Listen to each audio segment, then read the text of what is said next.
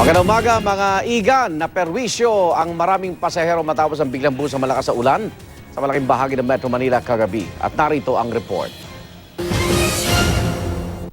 Kabi-kabilang pagulan ang naranasan kagabi sa maraming bahagi ng Metro Manila. Sa Magallanes, Makati, heto't nag-uunahan na sa pagsakay sa jeep ang mga pasahero. Pahirapan kasi ang biyahe matapos umulan doon. Marami sa mga pasahero ang napilitang mag-alay lakad sa gilid ng kalsada. Nagkabuhol-buhol din ang daloy ng trapiko. Kanya-kanya ring bitbit ng payong ang maraming commuter sa Pasay. Ang rider na ito, ginamit ang isang pagkalaki-laking payong bilang pangsalag sa ulan. Mistulang blockbuster hit din ang pila ng mga pasahero sa isang terminal ng jeep.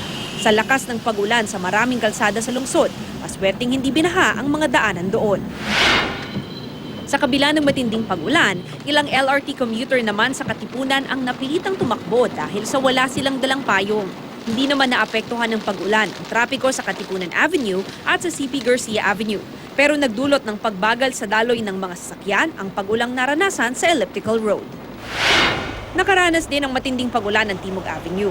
Bahagya namang nagdulot ng pagsikip sa daloy ng trapiko ang mga sasakyan sa Quezon Avenue. Sa Commonwealth Avenue naman, natsyempohan pa ng aming team ang pagkidlat doon. Paliwanag ng Pag-asa, hanging habagat ang sanhi ng pag-uulan maging sa iba pang panig ng Luzon. Sa datos naman ng Metro Weather, posibleng magpatuloy ang pag-iral ng habagat sa loob ng linggong ito.